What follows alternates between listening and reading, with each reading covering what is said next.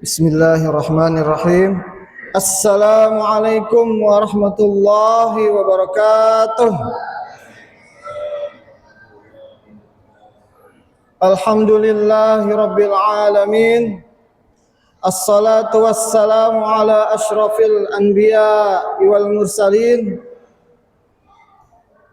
wa ala habibina wa syafi'ina Muhammadin sallallahu alaihi wasallam wa ala alihi wa ashabihi wa man tabi'ahum bi ihsanin ila yaumiddin la nabiyya ba'dah amma ba'd.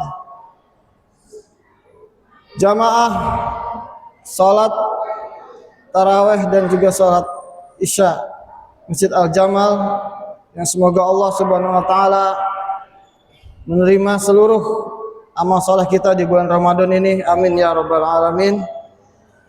Segala puji dan syukur kita hadiratkan pada Allah Subhanahu wa taala atas segala bentuk kenikmatan yang sampai saat kini kita pasti tidak akan bisa untuk menghitung kenikmatan Allah Subhanahu wa taala. Wa in ta'uddu ni'matallahi la tuhsuha. Dan ayat ini difirmankan oleh Allah Subhanahu wa taala di dalam surat An-Nahl dan juga surat Ibrahim, yang dimana berbunyinya ayatnya sama, yaitu wa in ta'uddu ni'matallahi la tuhsuha. Jikalau manusia itu mencoba menghitung nikmat-nikmat Allah Subhanahu wa taala yang sudah Allah hamparkan, yang sudah Allah datangkan kepada seluruh makhluk di dunia ini, maka sekecil apapun kita pasti tidak akan bisa menghitungnya.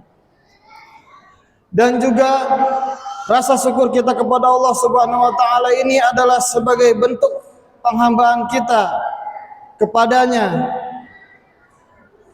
Sebagaimana Allah Subhanahu wa taala berfirman di dalam surat Al-Baqarah ayat 172, ya a'udzubillahi minasyaitonir rajim, ya ayyuhalladzina amanu kulu min thayyibati ma razaqnakum washkuru lillah in kuntum iyyahu ta'budun. Di ayat ini Allah Subhanahu wa taala menekankan kita untuk bersyukur kepada Allah Subhanahu wa taala sebagai bentuk penghambaan kita kepada Allah. Karena sejatinya kita adalah sebagai makhluk yang diberikan kemampuan untuk bisa memilih jalan hidup yang diberikan oleh Allah Subhanahu wa taala, yaitu jalan yang lurus atau jalan yang berbelok. Wa hadainahun najdain. Allah Subhanahu wa taala memberikan kita dua jalan, yaitu jalan yang lurus, jalan yang penuh dengan kebaikan, atau jalan yang penuh dengan keburukan. Memang perjalanan hidup manusia itu tidak selalu lurus, bahkan sering berbelok. Akan tetapi ingatlah, wahai manusia, tujuan utama kita yaitu kepada Allah Subhanahu wa taala, meskipun kita sedang berada di jalan yang berbelok. Jamaah Masjid Al-Jamal yang dimuliakan Allah Subhanahu wa taala, sejatinya kita adalah manusia yang memang diciptakan Allah Subhanahu wa taala sebagai manusia yang memang harus menghambakan diri, tinggal dari diri kita sendiri. Mau dikemanakan penghambaan kita ini, kepada siapa? Apakah penghambaan kita ini ditujukan kepada selain Allah Subhanahu wa taala, ditujukan kepada dunia, ditujukan kepada apa yang dia mau sesuai dengan keinginan dan syahwatnya?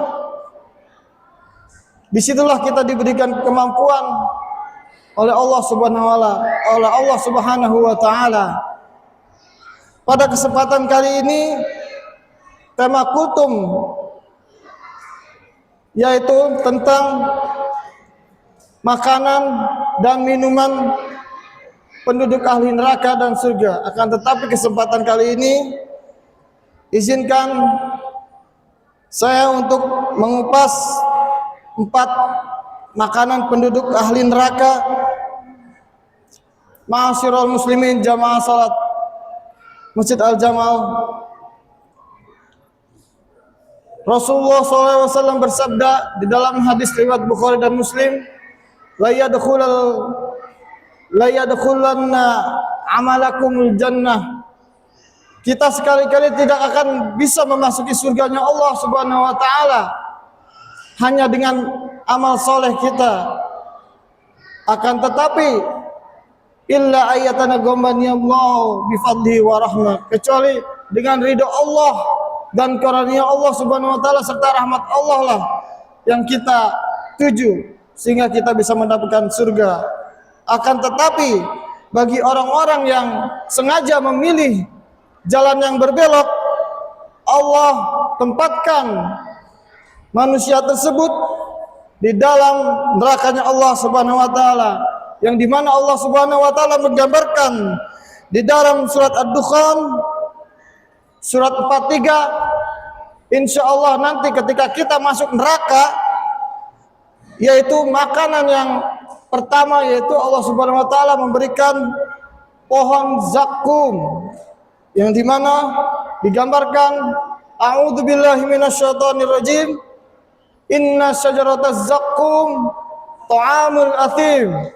Sesungguhnya pohon zakum itu adalah pohon yang rasanya pahit dan juga bentuknya buruk, dan pohon zakum adalah makanan utama bagi penduduk ahli neraka Jahannam. Ta'amul athim kal muhli, yang dimana pohon zakum itu bagaikan seperti timah yang mendidih, kal muhli yagli fil butun, yang dimana mendidih di dalam perut kita, kagolil hamim, dan juga bagaikan seperti air panas yang mendidih yang diminumkan ke perut kita. Itulah gambaran pertama makanan penduduk ahli neraka. Kemudian gambaran yang kedua adalah ad-dhari', yang Allah Subhanahu wa taala berfirman di dalam surat Al-Ghasyiyah, a'udzubillahi minasyaitonirrajim, laisa lahum ta'amun illa min dhari'. Bagi penduduk ahli neraka tidak ada makanan kecuali yang pertama tadi pohon zakum, yang kedua adalah ad-dhari', yaitu pohon yang berduri, sama-sama jenis pohon, di mana jika pohon yang berduri ini dimasukkan ke dalam mulut dan perut kita, membayangkan seperti itu pasti akan menyakitkan. Laisa lahum ta'amun illa min dhari' la yusmin wa la yughni min ju', yang dimana pohon dhari itu, pohon yang berduri tersebut tidak akan bisa memberikan kita kekenyangan ataupun tidak akan bisa menggemukkan badan kita.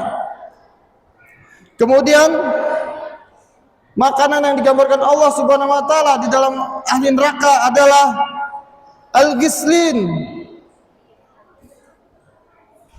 Ini digambarkan di dalam surat Al-Haqqah,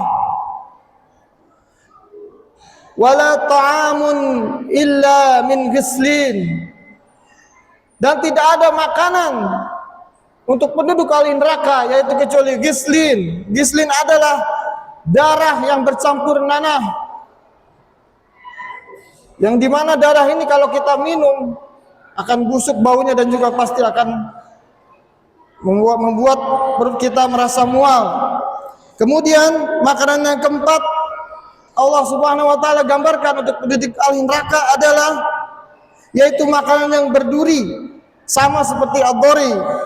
Akan tetapi di sini Allah Subhanahu wa taala menggunakan kalimat yang lain, wa ta'aman dha ghussati wa 'adzaban 'alima, dan makanan yang berduri dan azab Allah yang sangat pedih, sama seperti yang pertama. Yang kedua yaitu ad-dhari, di mana Allah Subhanahu wa taala memberikan makanan yang berduri ataupun pohon yang berduri untuk penduduk ahli neraka.